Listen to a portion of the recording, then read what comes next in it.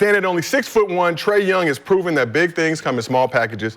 In his career with the Hawks, Trae is averaging 26 points, 10 assists, and 4 rebounds, and has made 3 All-Star teams. Excuse me. Can you run that line one more time?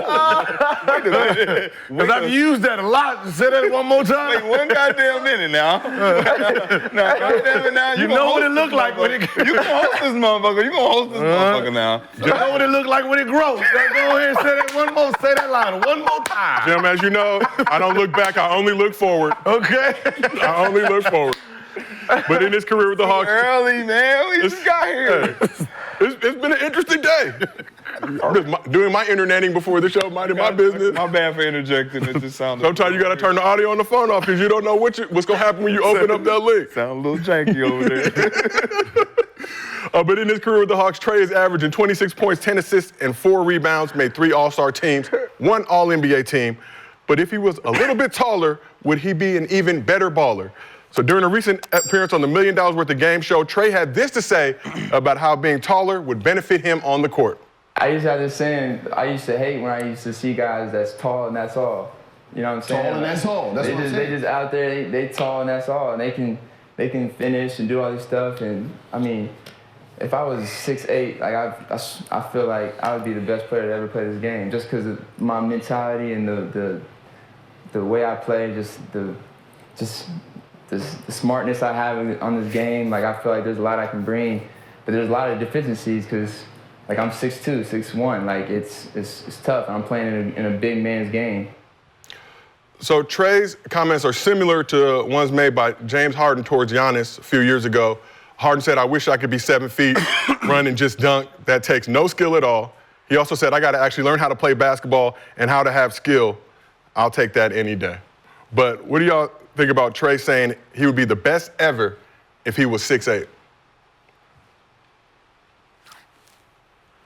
I don't know about the best ever, but he'll be Okay. very, very, very. I mean, but he's still very, very good now, even not being 6'8". I mean, I just think if he's 6'8", I think it'll take away from a lot of the other things that he has, that he's 6'2", like, or speed. He turns into Cade Cunningham with a jumper. With a crazy jumper. Turns into who? Cade Cunningham with a crazy jumper. 6'8", shifty, can pass it, can dunk on you. He can't shoot like Trae.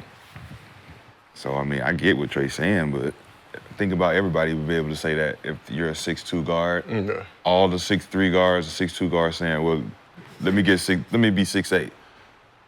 We all gonna be different. But do you think any big dudes like Wemby saying, "Damn, if I was 6'1"? Nah. Maybe Wemby. It don't work that way. Maybe Wemby. Well, BJ, you 6'8", nigga, who's stopping you? I mean, it's just about, but you lose something, though, if you're 6'8". I mean, I lose my speed. Use your speed. You know, like I lose. What if you have all those attributes, but now in a 6'8" body? That mean I'd be LeBron James, man. I'd be a left-hand LeBron, whatever, like 6'8", like with speed too, because he's fast. So any elite player with a good package at 6'8", they're gonna be elite. They're gonna be elite. Any real good player at 6'8", just like Paul George, all them guys, they 6'7", 6'8", they all good. Athletic, got it all. I mean, yeah, that's what I'm saying. 6'8", I mean, he's fine where he at, to me. Nah, that's what Gil was saying about like, the new generation coming in at that size, 6'8", 6'7", 6'9". They're looking at those guys with the prototypical body shapes. So, but those guys aren't. They're okay. Yeah, they're okay. A lot of these 6'8" guys are just okay. They're not elite. That's what I'm saying. So you take an elite guard like Donovan Mitchell, you put him at 6'8", yo, it's what? What? You taking everybody's shit, you're like, yo, that's out of the roof.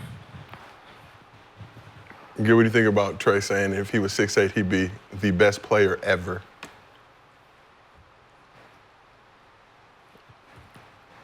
It's fantasy basketball.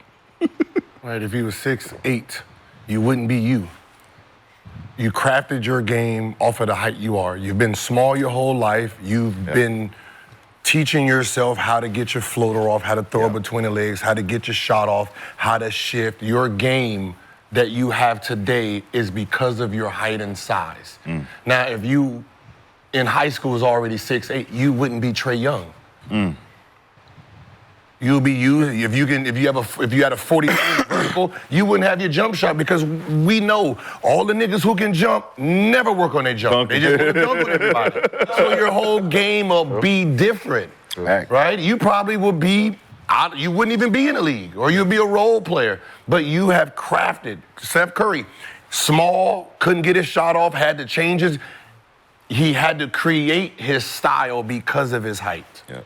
And then you think about his ball handling too. Same. Like He's that small. That's why you got to handle the ball. Yeah. Like bigger guys, they're taller, so they're crafting their game around their strength, their bullying style, right? So you are what you are. It's like Kevin Durant. Like Kev couldn't train at 6'3". Yeah, he couldn't train. I mean, he's not gonna sit there and work on floaters all day. Like it's just like Anthony Davis. Yeah. Right? Anthony Davis, you was a guard. You grew. Now this is you. You don't have the same guard skills that you used to have.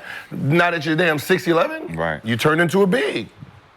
Different game. Different game. But back when we were coming up, if you were tall, right to the post. Every time. No questions asked. Guard forward set, you go with the forward. What's your big ass doing out here? You're not worried, but it seems like nowadays bigger guys, like KD, even guys like Wemby, they have ability now to handle the rock and are really focusing on all facets of their game. So that's cool to see. But Gilead, to your point, Trae being 6'1", he had to learn how to play as an undersized guy playing his whole life at that height.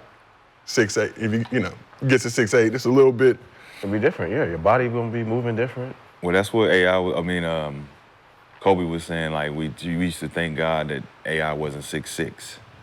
But to your point, which is a great point, we wouldn't know what the fuck AI looked like at 6'6" because he wouldn't be AI. Yeah, he wouldn't have the crossover. Because he wouldn't have the crossover. He wouldn't have the crossover. Arms too long to pull it off. Like that. You know what I mean? It's too long now. He'd just be Allen. Bro, that's a crazy. Big that's Allen. A crazy realization if you really think about the way his how body when moves. we had this conversation, we think that hypothetical is an advantage for whoever we're talking about, and it's not. Like we just unraveled the fact that it'll hurt you more to think that you're gonna be the best ever at 6'8". Yeah. But that ain't gonna be your game that you got now. You can't put your game now in that 6'8" body. Yeah, that's how we do it. You should be thanking God. That's what it is. Yeah, so you should be thanking God. You ain't 6'8". But there are some You wouldn't be players in that that have position. that game that could play 6'4" to 6'9" because their game was in the middle. It wasn't like, oh, I'm an ultra ball handler. I ain't no deep three shooter. I played, like Tim Thomas was all around, played everything, did everything okay, never did anything super. So some niggas can mix that middle, but not a lot. Not a lot. And since we're talking hypotheticals, which small guards games would benefit the most from being taller? This football season went up to 1,000 times your cash every game day, only on Underdog. Just pick higher or lower on your favorite player stats, like touchdowns, yards, and so much more. Millions of fans from all over the U.S. have won over $1 billion on Underdog. Underdog is offered in 33 states across the country, and this season, they'll be running a special, bonus, or promo almost every single day. every day. Sign up for Underdog today using promo code GIL, and you'll get a free pick as a part of your first cash entry, plus up to $1,000 in bonus cash when you deposit. Again, that's promo code GIL. Cash in on every touchdown this season with Underdog. We did it! That's what's up. All right, Muggsy Bogues. Earl Boykins. I mean, they was a little Steve tall. Nash. Steve Nash. Remember what made them good? That they were undersized, so they had to work 10 times harder, Yep. right? They got to work on their strength. They got to do all this Crafty, extra stuff. be Now, if you're the crafty. same height, we don't know what your mentality is going to be like, right? So, the small guard, you made it to the NBA because you were small. If we made you normal, then you would have no advantage over anybody because you would just been the same, right? So, the only people who can say, I wish I was a little bit tall, they pulled a skilo on them. The only skilo niggas is really anybody from 6'6" to 6'8", 6'9", because their game doesn't change. So if I was 6'10", Right, if Kobe's 6'8", is he any different? No. Right? No. Jordan 6'8", is he actually any different? No. They already had, Vince was 6'8", is he? He's not really any different. Right. The same. I mean, Steve Nash, Well, Is he Jason Kidd? Here's a question. Is he Magic Johnson? If Shaq plays the power forward, is he Shaq? At the same height? No. At power forward, he's about 6'9". He's Back then he's the same.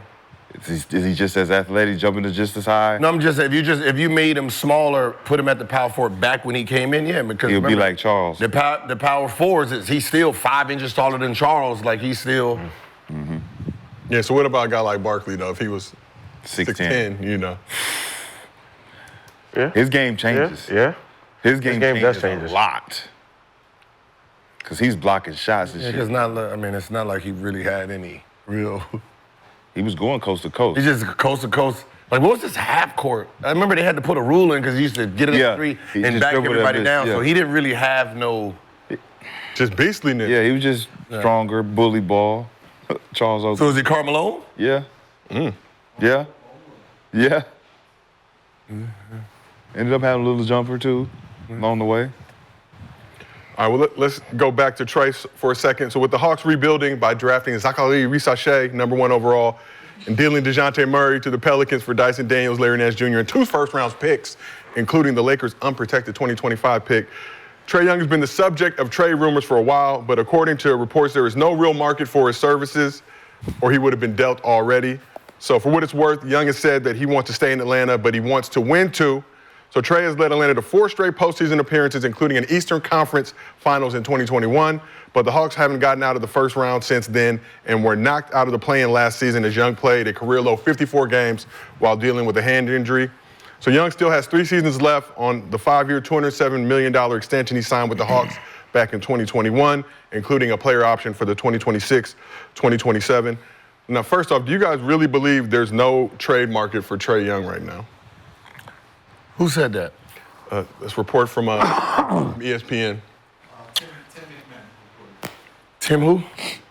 McMahon, Tim McMahon? ESPN. Oh, I thought that was wrestling. He thought Vince. That's Vince. That's McMahon. They brothers? No relation. Because they sounded scripted. Exactly. Exactly. You talking about this? See how he set you up with that shit? There's no market for a motherfucker who's been averaging a double-double his whole. Shut up, dog. Not just a double-double. That's a 20 and 10 20 and double-double. 10 double-double. Excuse me? with 2 full years left on his deal and a player option into that They final trying to season. sabotage dude, bro. He's averaging, for his career, 25 and 9.5. He could have went to the Lakers. His value is trade. high as fuck at the age of 25 years old. Like, I don't know what they're. Yeah, why the Lakers didn't make Why would they even make that comment, though? That's like, Because they're trying to they sabotage And it. this is the bad part about it. And this is why I used to say, if you're trying to trade your product, do not talk bad on the product. The buyer is gonna take you for your word, Yep. right? So if you're saying he has no trade value and then you try to trade him and then you ask for superstardom, you said he has no trade value. I'm gonna give you this. I'm gonna give you the trash that you keep claiming he is. Right. I'm not gonna give you my stars. You're not presenting him as the star. You're not saying he's a Lamborghini. You pretending he's a fucking Honda. Now, you don't- cool. you don't want I'm gonna this. give you a Honda back. I'm gonna give you Honda materials. But we don't know if this is coming from the Hawks, this is coming from other teams. But if other teams are trying to now lower that value so they can get them for a discount. You're supposed to be big up your product if you're trying to move it. Oh, this is a great product. He's a great guy. He works hard. He this and this. We're just moving in a different direction. Yeah. We want to see him in a great place where he's gonna be happy. That's how marketing sounds. Great dude, great guy, I babysit my kids, he comes to lunch with me all the time. I'm gonna make him sound so appealing. Yeah, you're like, oh shit, I need that kind of guy on my team. They work opposite, and then they wonder why they keep getting fucked over. And I'm going to tell the coach to run more plays for him. Yeah. Tell him to shoot that bitch as much as he need to get us in and out of the game, whatever. We showcasing him. Yeah. We need to let them know that not only we believe in his plan, but we letting him do it. And it seems like with the DeJounte trade, and obviously those assets they have the potential to strengthen the roster. They also got a solid squad around him that, if he would have played more games last season, I don't know if they still finished 10th in the East. Nah, I don't think it's that part. I think it's more they're rebuilding and they're trying to figure out how to make that rebuild statement without losing Trae for nothing. So you got to get something back from him. They just got the 2 picks, right? Yeah. Are they gonna use those 2 picks as cornerstones for the Atlanta Hawks? You wouldn't, because they're not big enough players to even step in for that. Yeah. Trey Young is how long he been in it? 7 years? Since 2018, he got drafted 2018. And he been holding it down for Atlanta. So Yeah. y'all rebuilding and y'all don't want to let him know. I can say if he's 28. If he's 28, yeah. But he's 25. He's 25 years old. So no matter if you're rebuilding, he's technically your veteran now. Yeah. 10 years from now, he's 35. That's it. Yeah. 10 years. 10 years from now, he's 35. So, you know, it seems like everybody is so willing. Like, they keep thinking this old school mentality when these guys was coming in at 22 years old and they spend 7 years, now they're damn near 30. Yeah. No, these guys is coming in at 18, 19 years old, 6, 7 years. He's not even in his prime yet. And you already say, oh, man, we need to move on. That's a fact. He's not even. Nigga, he's still learning the game.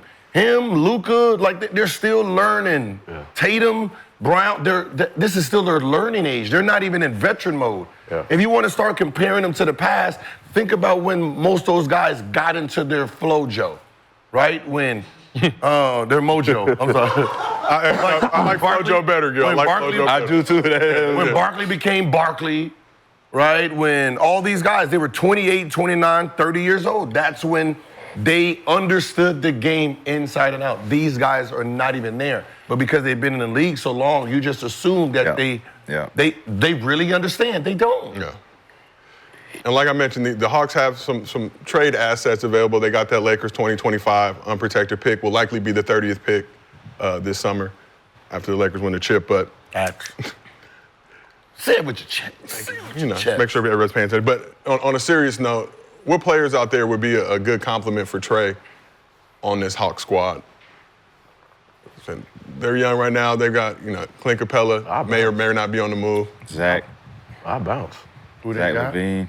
If you're going to build around him, you got to bring a guard down and a big. You need a big to roll for him because he's a CP3 with a jumper. Who did they, when he came into this NBA, who did they call him? Steph. Steph, right? Those were the comparisons early on in his career. Now, did any of his teams ever look like what Steph had? No. No, Draymond. not a No Draymond. goddamn one. No, right? no you didn't Draymond. have a catch in. You didn't just have a catch and shoot. You didn't have just one of those. You didn't have a Draymond Green on your team. You didn't have a Barbosa coming off the bench. You didn't have the pieces that made him successful. There's already a blueprint. Facts. So if you're saying he's the next one or he has that game, then see what made Steph successful and try to mimic that for your team. Yep. Right? He has the shooting, he has the passing, he has the scoring, he has all the ingredients. You just have to put the plate together for him. I think they tried to, though. Yeah. I think When? DeAndre Hunter was who they thought could be Draymond. Herter, they drafted him to be Clay because he was the catch-and-shoot guy. Yeah. They ended up getting DeJounte. They got him from the Spurs, right? Yeah. They got Boggy. And So Boggy comes. Boggy. He's Barbosa. Then you got DeJounte, who is a wild card. You just call him whoever. See, he should have been coming off the bench. Like if he came off the bench with Boggy. Second unit. Now you had a real starting shooting guard. Now you got a whole different team. And Capella Because think about the two people. Now you're talking about Golden State's first couple championships. The most important part of that team was their bench. Yes. Now you got Boggy and Trey. fact. I mean, Sean Livingston. and Their bench was crazy. Baby Boy coming off the bench. Shit, you got David Lee.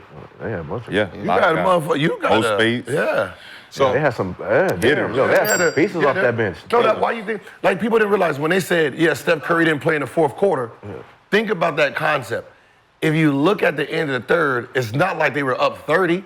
They'd be up 12, they'd be up 5, Yeah. and then that second unit come in, run a score by 20, Yeah. Steph can't get back in. Right, there's no need to. Yeah. There's no, go ahead, sit down. You got a nigga on the team that ain't never missed a mid-range jump shot, man. Y'all niggas is tripping. Niggas never missed a midi. What?